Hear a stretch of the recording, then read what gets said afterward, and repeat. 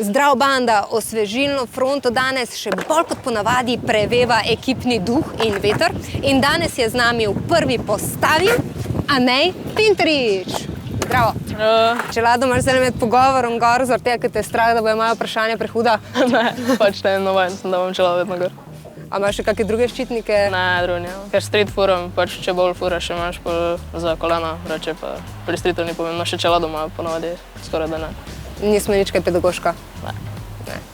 Terminološke dileme, a ti skejtaš ali rolkaš? Skejtam, boljša beseda kot rolkanje, pač pa vsi bodo to razumeli. Rolkanje pa si bo kdo mislil kaj? Kot neko kotalkanje, ne vem, roleri pa to. A je skejtanje individualen šport ali je skejtanje neka subkultura in skupnost? Oboje pa malo, tekmuje se posamezno, treniramo pa skupaj.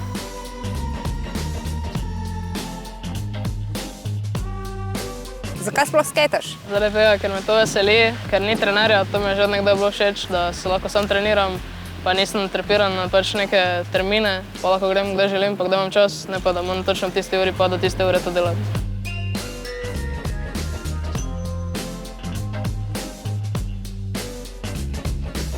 Letos bo v Tokiu na olimpijskih igrah prvič med športi tudi skejtanje. Zdaj, mnenja so različna v skejterski skupnosti, pa da te vprašam na eni taki maniri športnega reporterja, kakšni so tvoji občutki? Pač meni so fenomenalni, super, ker se ostali s tem ukvarjam, pa da lahko vse gledajo nekaj. Eni se pa pritožujejo, da v bistvu skejtanje je svoboda in da znajo olimpijske igre, ne, s tem, ker bo to institucionalizirano, to nekako prekiniti. Ja, po mojem vsem je prekinilo, ker obstaja tudi velika tekmovanja v skejtanju, ne vem, X Games ali pa Street League. Tekmovali se bo v dveh disciplinah, street in pa bowl. Bowl je to samo rampe, pa tu pa tam kak je rail ali pa box. Drugače pa pri streetu pa so hobe, raili, pač potem stopnice, pa kickerji, pa se pač v tem tekmuje. In kje smo mi zdaj? Ja, to ti tu dol je bolj street, tisto dol pa je bowl. A pa misliš, da če bo skejtanje postalo en tak zdaj popularen šport, ne, ker definitivno bo dobil z olimpijskimi igrami še neko dodatno podporo, da se pol ne bo to vse skupaj malo bolj spravilo v ene kvadratke? A veš pa, da bo trenerje, pa da boste tudi tukaj imeli tečaje pa to?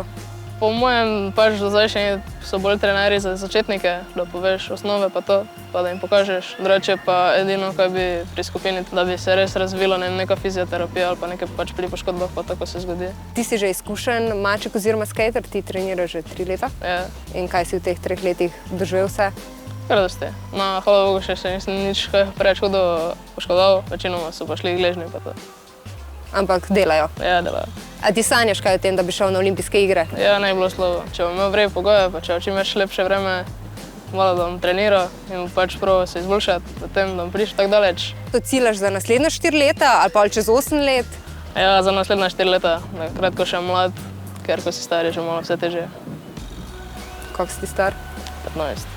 Tako da pa si nekje pri 23 si že ful star. Ne, so vseeno. A misliš, da človeku, ki je star več kot 23, lahko uspe narediti olja? Ja, lahko. Lahko. A imaš pokazal? Ja, lahko. A ne? Jaz sem pripravljena. Dobro. Prvo imaš sprednjo nogo, imaš tu nekaj približno, zadnjo nogo pa tu.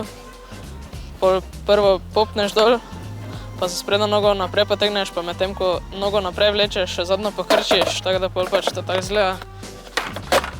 Tako da... Mislim, jaz stati ne znam. Ja, ne, tak, pa tak.